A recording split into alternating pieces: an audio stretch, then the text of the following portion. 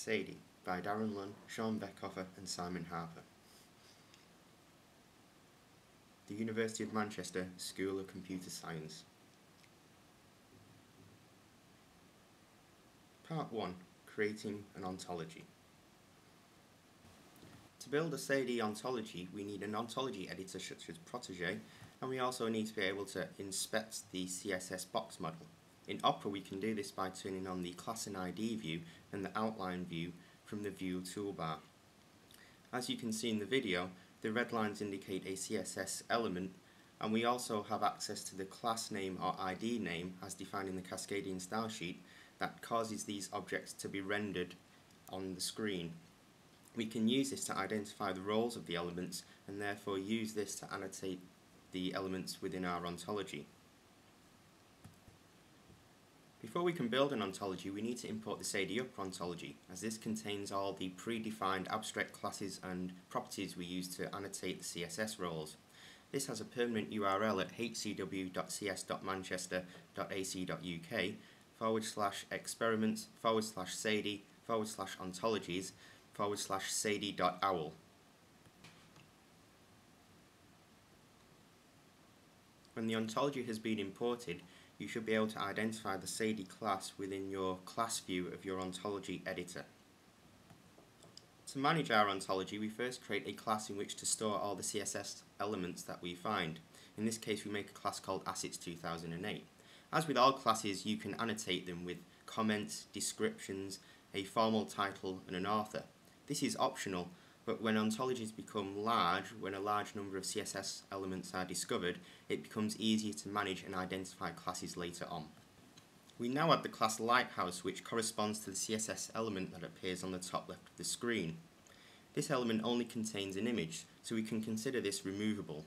We add the expression isRemovable_SUM_TRUE to tell the SADIe transcoder that we don't want this element when it comes to transcoding the page. There is a CSS element called ImportantLinks, which contains important information. We add important links as a class to the ontology.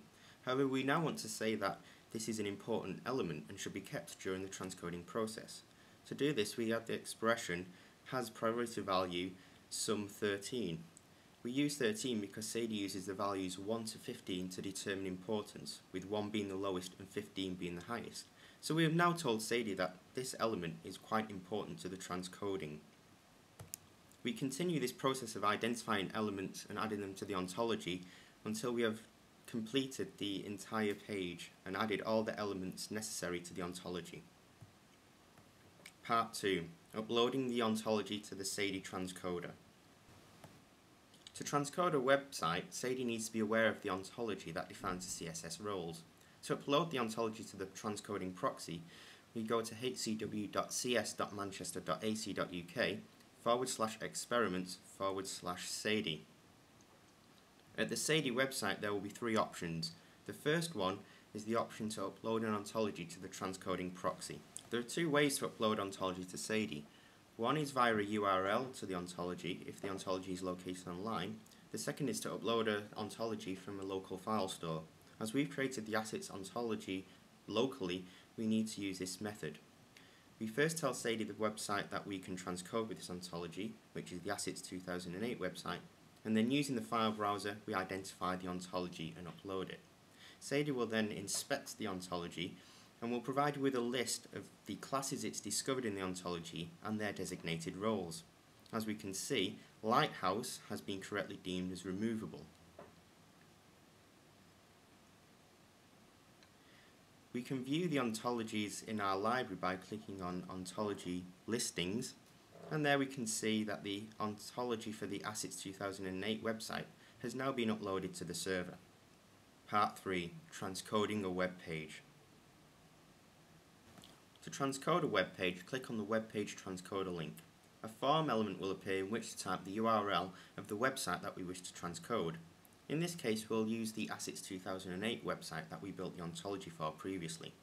As you can see, there's a large difference between this version of the website and the previous version. Important information was promoted to the top, and we can see that the menu has been moved to the bottom of the page so that it does not hinder the users as they access important information on the page.